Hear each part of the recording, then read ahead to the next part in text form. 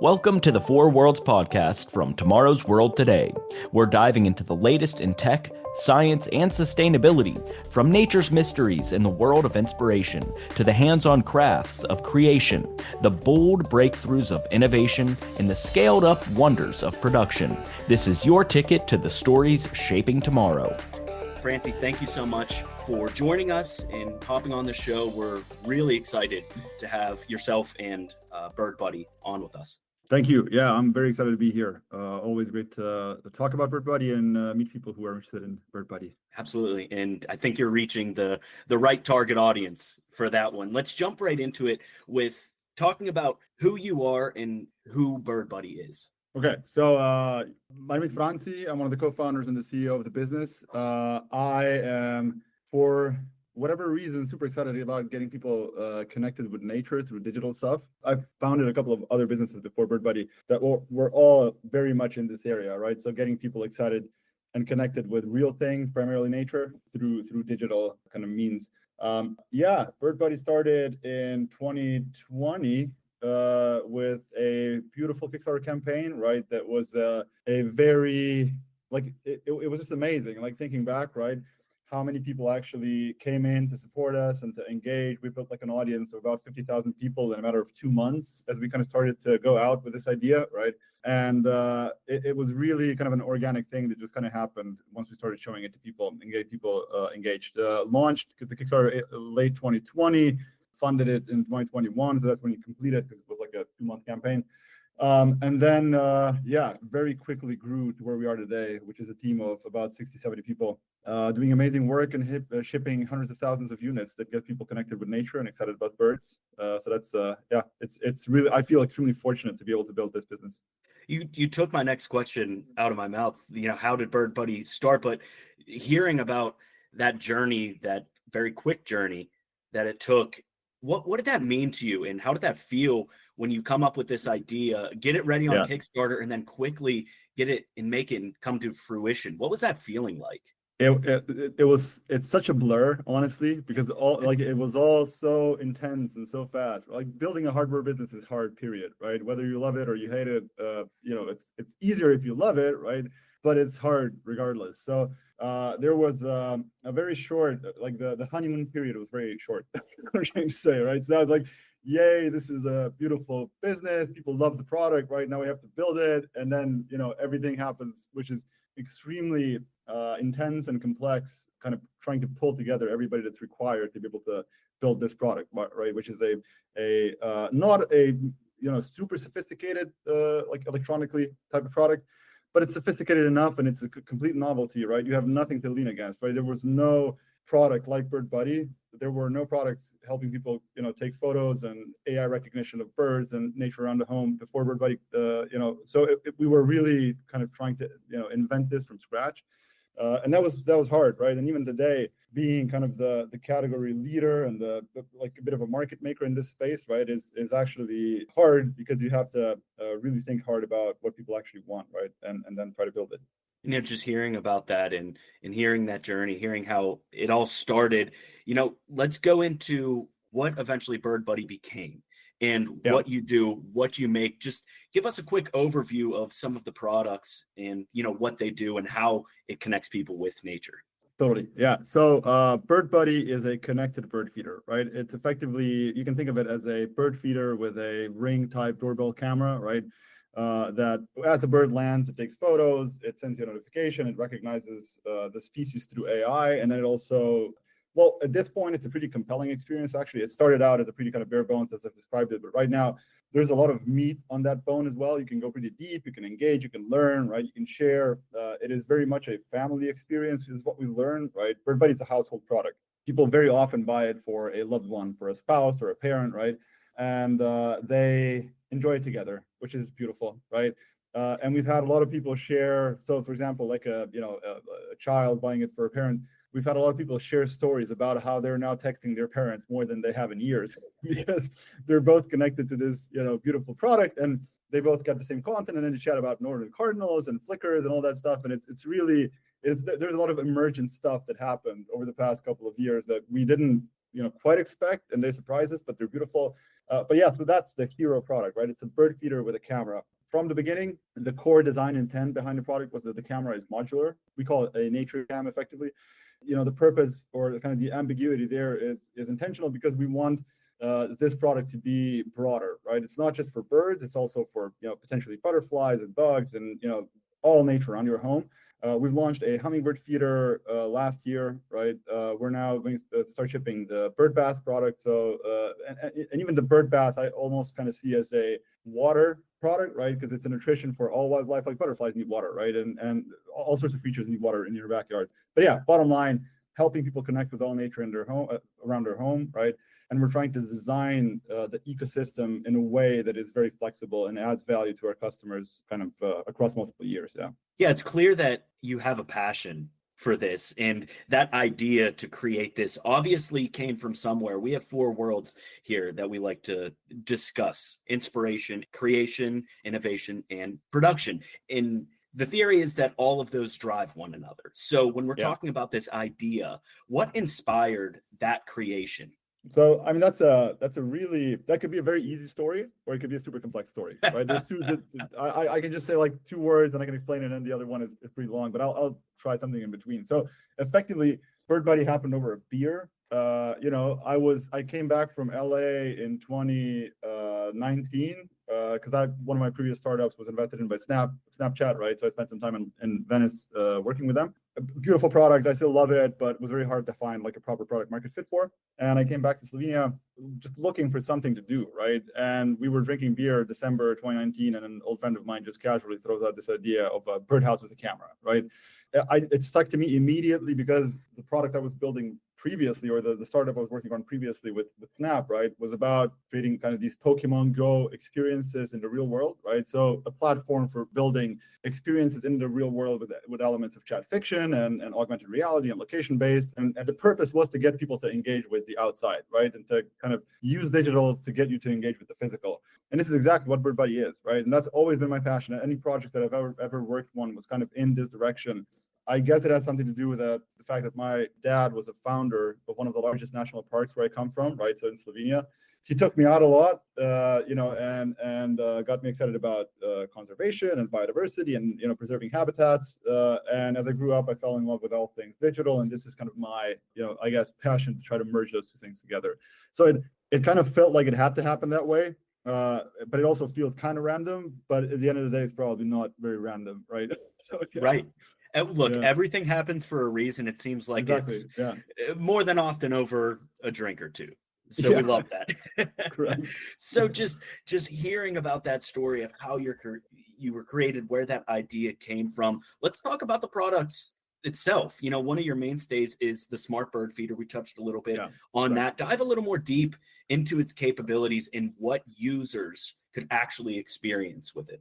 Totally. Yeah. So Birdbuddy is a smart bird feeder. It takes photos of birds. It recognizes them through AI. One of the core pillars of the experience today is that you can invite more than one person to your product. So basically, if somebody buys it for themselves, for their household, or again, it's bought as a gift, right? Everybody can enjoy the same experience, and we're kind of really trying to double down on that, social piece of it, right?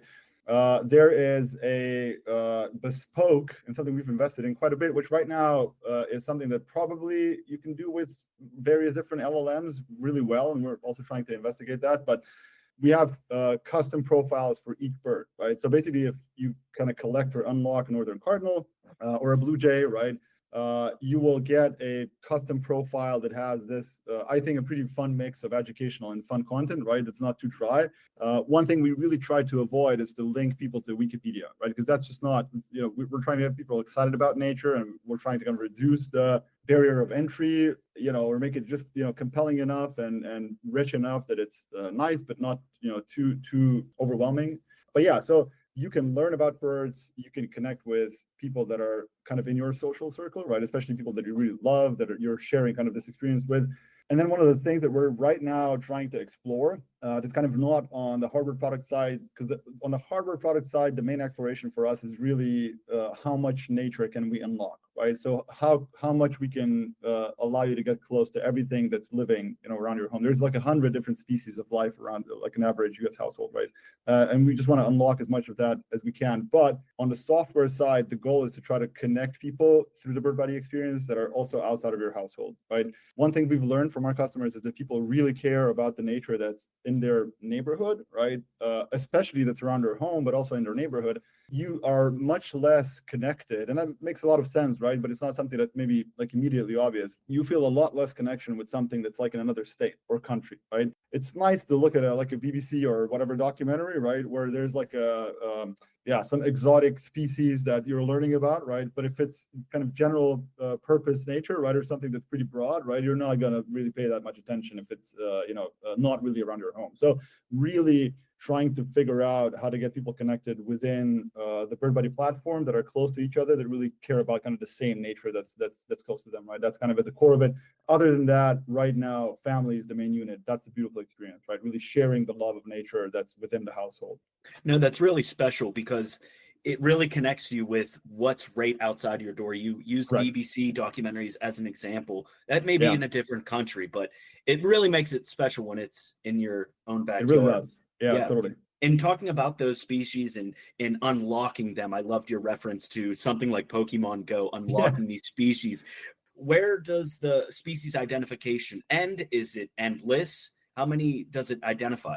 Well, that's, I guess fortunate for us, right, is that Birdbuddy has, we started in 2020. We started shipping product in 2022. This is kind of peak period for AI evolution and innovation, right? So effectively, we are a major beneficiary of all the investment that's being done in Gen AI and various different LLMs, right, around the world right now. So, I can't give you like a straight answer to that because I don't know, right? I don't know where that ends, right, ultimately. But right now, it seems pretty endless, which is really compelling and really interesting to me. And really, I think for us as a business, but also for us as the source of value for our customers, right? It's so exciting, right? Because it's just like every day, it feels like there's a new door that opens on what kind of value you can provide. Because ultimately, nature is ever changing, right? It's evolving. It's super interesting. You don't know much about it, right? And up until I guess today, right, or maybe like a couple of years ago, you had to know somebody who was kind of specialized and knew how to really take you on that journey, right? AI these days can really act as that, intermediary, right? So we're really trying to figure out ways where we can leverage AI that is really not just for kind of recognizing species, right? Because that is really something we can probably do, pretty easily moving forward for any species, right? But really adding that extra layer of value, interpretation, an opinion, some sort of guidance, right, to get you excited and to get you on the journey is probably where AI will add the most value over the next couple of years for Birdbuddy as a product or a brand, right, but also for other people who are in the space of making something that's super, beautiful and compelling, but also very complex, more understandable and digestible. That's what AI does really well, right? And it's obvious that you're utilizing AI in a very special way. And at CES this year, you were pretty busy kind of launching and teasing at some new products. If you want to talk a little bit about that, the Wonder brand, the Pedal, Wonder blocks, give us a little bit of information about those. Totally. So quickly on Wonder, right? Like the whole idea, and this is something that we've kind of struggled with for a while. We've always seen Birdbuddy as a entry-level product, right? To helping people connect with all nature around their home, right? And we've also always struggled on like, okay, what does the brand look like? How do we kind of evolve, right? Because Birdbuddy clearly is for birds. You can't like have a Birdbuddy that's for, I don't know, like butterflies, squirrels, right? or something, yeah. Or squirrels, yeah, correct, yeah. So there was always this search for something that makes sense as an umbrella brand, right, where we can kind of have like a broader mandate of what we're actually here to do, right? And Wonder came up last year. I think it's wonderful. I think it's beautiful. In essence, right, there's kind of the underlying thesis, right, is that the world is full of wonder, right? Everything around us is really wonderful. Nature is around you. It's wonderful, right? And us humans are also full of wonder, right? We wonder about nature. Like, what is it? How does it work? Why does it do that, right? Like, there are so many questions that are there, right? And it's really hard for us to get to the bottom of that or really kind of, I don't know, exercise that muscle or really go deep because there's nobody there to take us on the journey, right? It's just like it ends almost there unless you go on Google and search it out. And that can be a pretty dry experience, right? So for us, what I've just said kind of outlines what we're here to do as a brand with Wonder, right? So birds are a beautiful, like a gateway product for that, right? But ultimately, Petal, which is the product you mentioned, right, that we've hinted at or kind of teased at CES this year, is, I guess, the first product that really kind of doubles down on that concept, which is it's a nature camera, right? It's a nature camera that's tiny, beautiful, right? You can put it anywhere around your home. It'll understand what nature it's looking at, and it'll interpret it for you, right? It'll give you daily alerts. If there's beautiful content like butterflies, bees, bugs, you name it, birds, right? It'll share that. It'll also tell you if a flower is waning or if it's flowering, and you should go check it out, right? So really, basically trying to bring that wonder to you instead of you having to search it out, right? And connect you with nature at the same time in a really kind of more meaningful and deep way. So that's Petal, right? And it's a beautiful flower-shaped camera that I hope we can get like a really good growth with, because I just want it. I want it for myself. I want it for for our customers. It's a beautiful product. And then on the other side, there's Wonder Blocks, which is, if Petal is kind of like a camera that takes shots of all the action and it kind of captures beautiful stuff. Wonder Blocks are the stage, right? We're trying to make it super easy for our customers to have a space in their yard, in their garden, that's for nature, right? And it's for butterflies, and it's for bees, and it's for bugs, and it's for flowers. And basically Petal, you just put Petal, on top of it, right? It captures all this beautiful action and evolution and kind of daily happenings. And then Wonder Blocks you can think of it like a really beautiful, playful, modular set, like almost like a base for planners, right? It also has these modulars, these modules for bee hotels and bug hotels and butterfly feeders. And it's to me, it feels like an adult Lego set for building beautiful natural spaces, right? And they work in tandem. So what's really interesting about that is focusing on insects, their ecosystems. There's a lot of bad stigma, right, around bees, Correct. around bugs.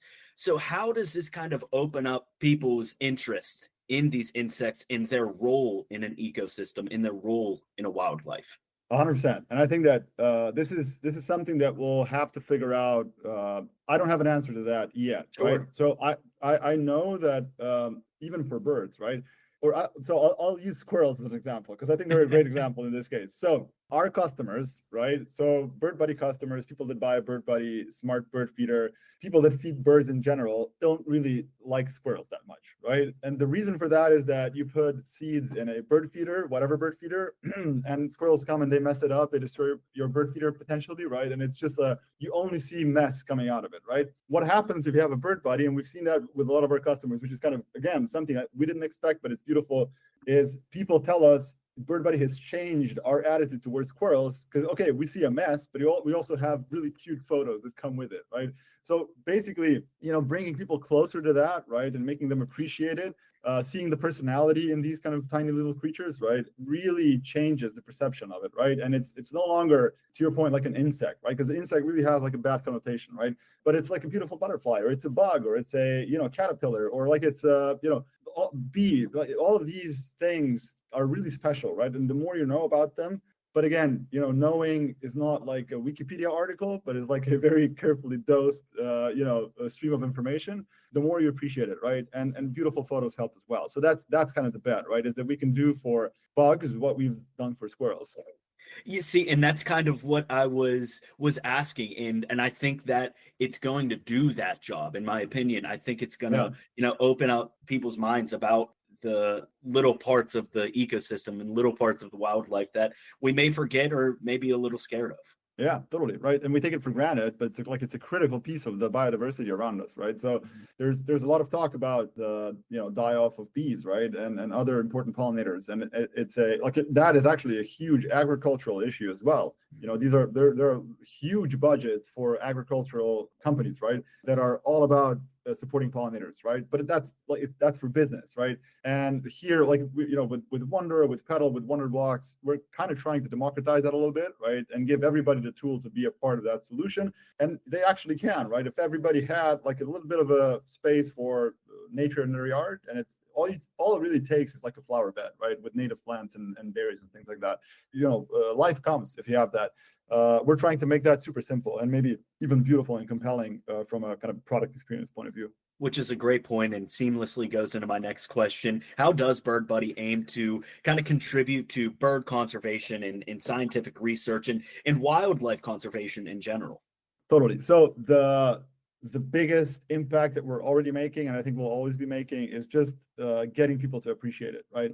So getting people close, getting people to connect is you're changing kind of hearts and minds effectively, right? So people that buy BirdBuddy, right, all they do is talk about birds then, right? So they're really, just by the nature of having it and engaging, right, they become an ambassador for birds, right? So I think that's beautiful on its own. And ultimately, what you need to do to drive change is to change people's perceptions and their intents and things like that. So I think that's the number one thing that we're doing, and I think that's always going to be the least tangible because that's hard to quantify, right? But I think that ultimately the most important impact that we'll ever make. So the other piece of it is we have a ton of data, right? Like I think at this point we have like 2 million birds per day detected by BirdBuddy cameras, right?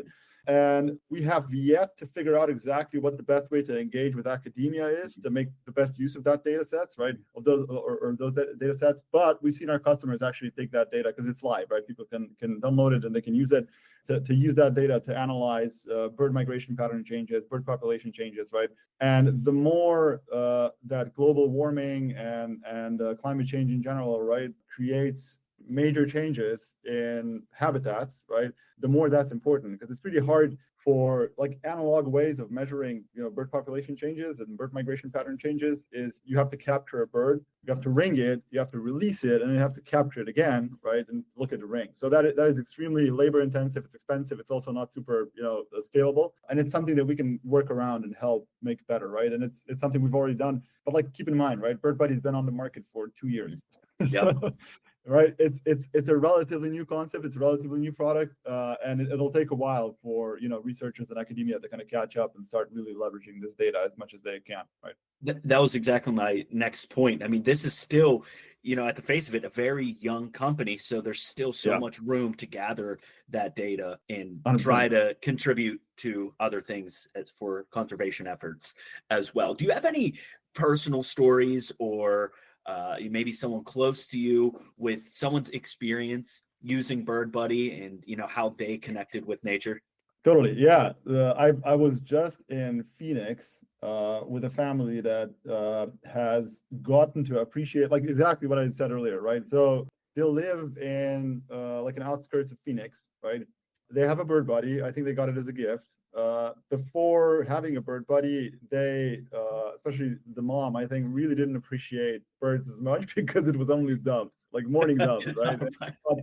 And it wasn't really pleasant for them. So they got a BirdBuddy, and so I was blown away by the diversity of species that they have in Arizona and in Phoenix, like in general, right? Because they have a beautifully positioned house on like the edge of the desert with like a couple of bushes, and we were kind of standing there and looking at the BirdBuddy, and I think I saw like 7, 8 beautiful different species of birds visiting while we were chatting, right? So, but bottom line is they went from a bird skeptic or whatever, right, into a bird loving family, and now it's really it's a big piece of the family conversation, right, which is kind of beautiful.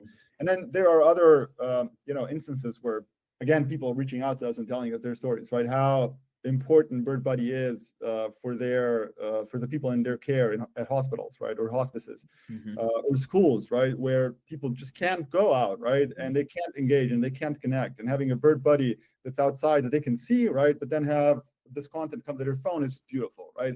And it's like things like this are things you don't expect, right? But I guess are things that matter the most at the end of the day when you think about the impact you're making with the product that you're building, right? And there are a lot of stories like this that are very inspirational, I guess.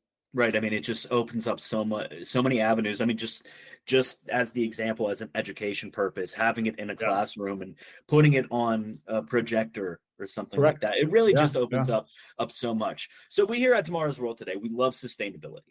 Where does sustainability rank in BirdBuddy's business model? I know there's the solar roof attachment that could use. Are there any other sustainable efforts that you really like to highlight? So I'll be honest, it ranks too low, right? It ranks too low, but that is a necessary evil for like getting product to market, right? Sure. I would lie if I said that we could, we had the opportunity to kind of prioritize sustainable supply chain and all that in the first couple of years, because it is just, it is impossible. It is becoming, however, like a major point of conversation in the business, right? To your point, there's a solar roof that people can use. They don't have to charge their Birdbuddy almost ever, depending on how much sun they have, right? The fact that we've designed the product in a way that where it's modular, right? So you actually have the camera, you can put the same camera into a hummingbird feeder or into a bird bath, right? Is a piece of us trying to, offer our customers a way to not have to buy like multiple cameras from us, right? So it's adding value and kind of increasing the use case of our product without having to buy too many electronics, right?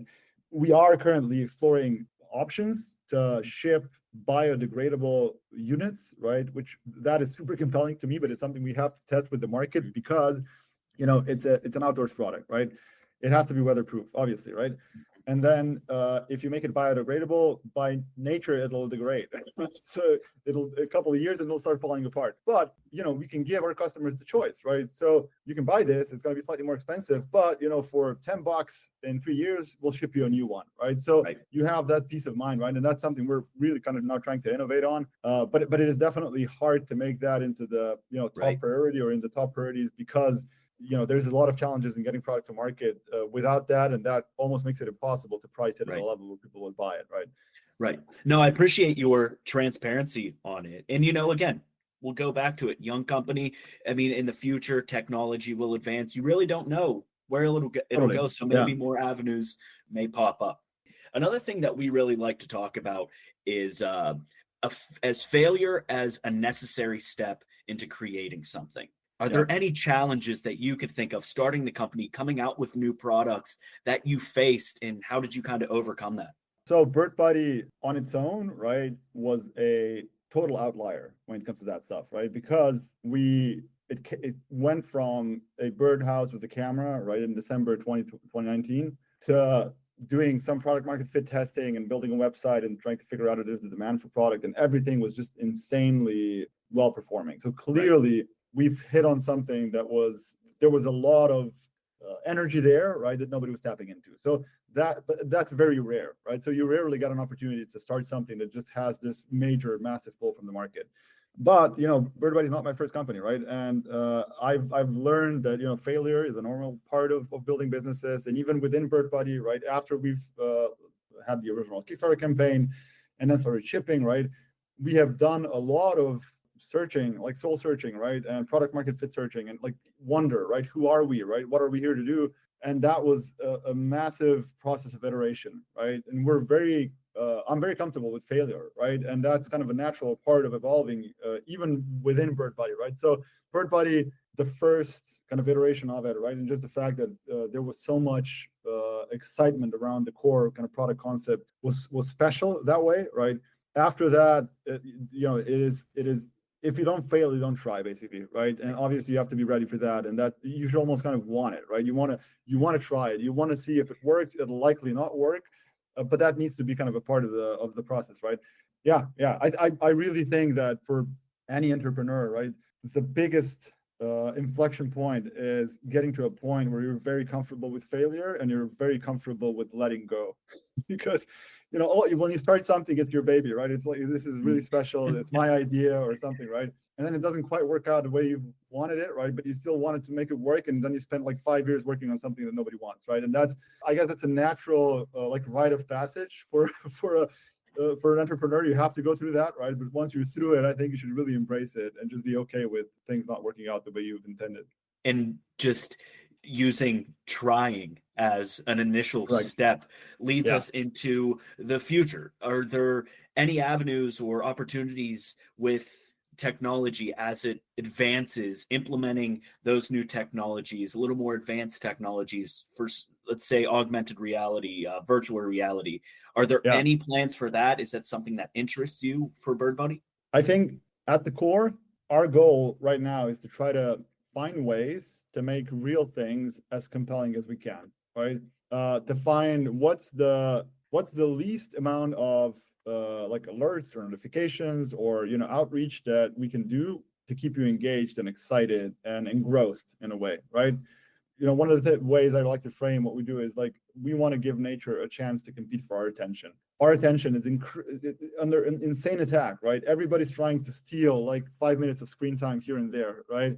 Everybody's competing for our eyeballs. It's all about, advertisements and so our senses are under assault, and it's one of the major reasons why we're having a super hard time to connect with real things that are around us, right? Mm-hmm. And the more we can get that balance better, right, the better. And I think that AI is a huge element to this, like whatever's happened in the past 4 years, and I think we kind of know where it's kind of going, right? Mm-hmm. I think leveraging it to help nature reach out, right, and help you connect and help you appreciate is where I think we should really innovate the most, right? VR is super exciting to me as a consumer, right? As is AR, right? All these things are really, to me, have a lot of potential benefits and like a natural place in society and the world, right? But they're, again, like screens, right? And if we can use them to get people more connected, right, and ultimately to get them to go out and check the real thing, right, that's we'll use it, right? Yeah. But only if it achieves that, right? Sure.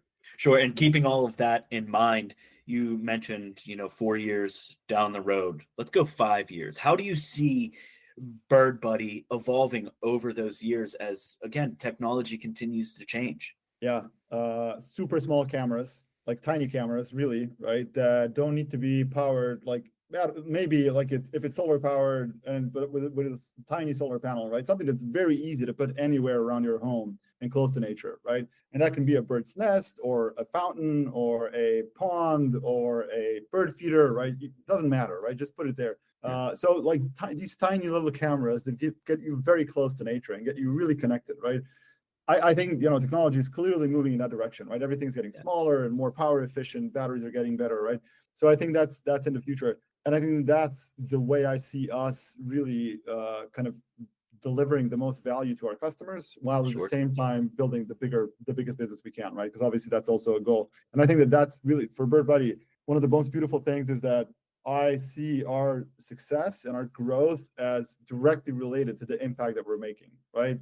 So it's kind of easy to be extremely ambitious on the growth side and genuinely want the best for your customers as well, right? So it's a nice place to be in. But yeah, ultimately, tiny cameras that do all of these things. And then the big exciting challenge, really, right, is how do you build a customer experience, a user experience that really hits on all the right notes without making it overbearing?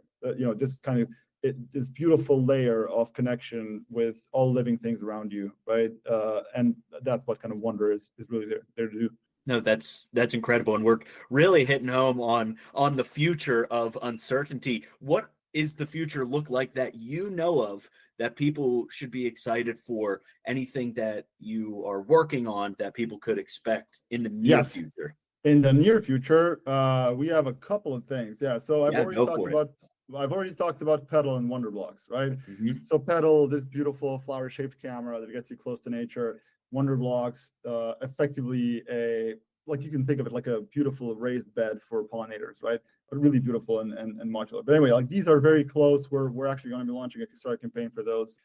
We are also working on a true kind of Gen 2 Birdbuddy product, right? Which is an entirely new camera, like a new feeder, right? And a couple of other things.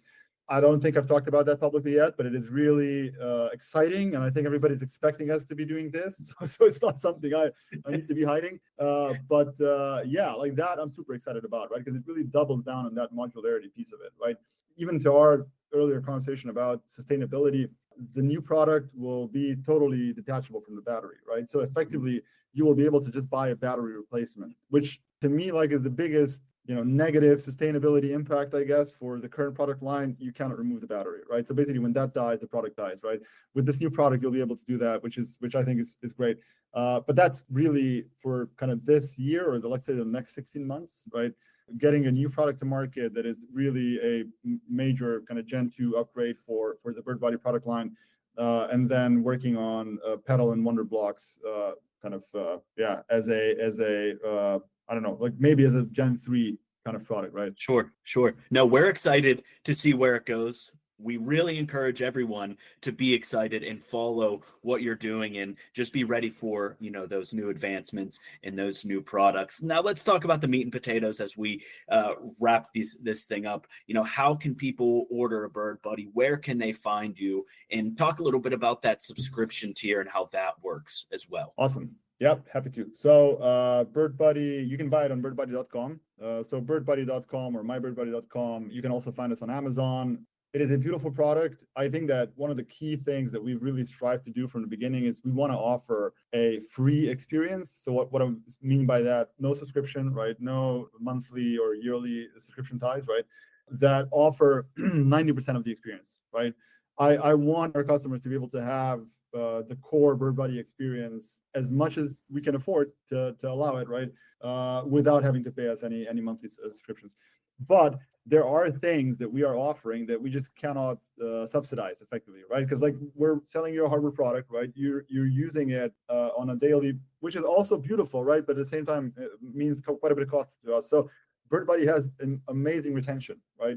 When somebody buys it, most of our customers are using it every day for a year, 2 years, right? So there's a lot of action happening. All of it is video and images, and that costs, right? So, but all of that is free, right? And then what we do is we offer the AI piece of it, which I'm super excited about. We call it Nature Chat, and that effectively means that when a bird lands, you can start a conversation with it, right? You can ask it are you hungry? Are you sick? Are you okay? Have you seen a mate recently? And basically, based on all the data that our cameras are ingesting and using LLMs, and we're testing various different LLMs from ChatGPT to Anthropic, basically all of them, right? To try to create this layer of interpretation, right? Where effectively we're allowing our customers to go extremely deep, right, into a conversation and ask questions and engage. And that is something that we're charging for, extra, right? So there's a premium tier for Birdbuddy. There's a family premium tier that unlocks that for the whole family, because it's very often a family experience, right?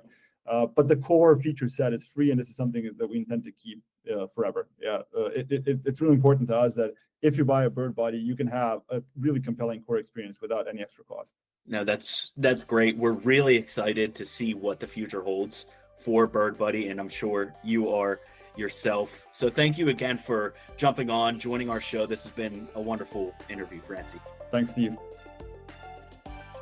Thanks for listening to this episode of the Four Worlds Podcast. Until next time, you can catch up on the latest innovations shaping our world at tomorrowsworldtoday.com. Follow us on Facebook and Instagram, and be sure to subscribe to our YouTube channel.